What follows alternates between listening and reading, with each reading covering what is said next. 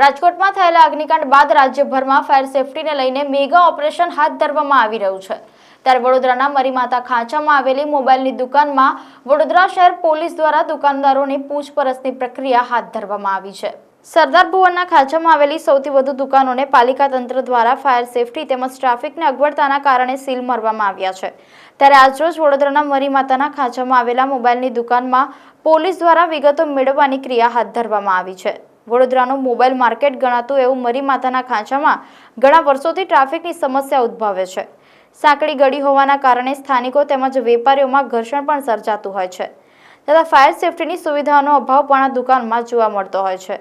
જેને અનુલક્ષીને આજરોજ વડોદરા શહેર પોલીસ દ્વારા મરીમાતાના ખાંચામાં આવેલ દુકાનોની પૂછપરછની પ્રક્રિયા હાથ ધરવામાં આવી હતી।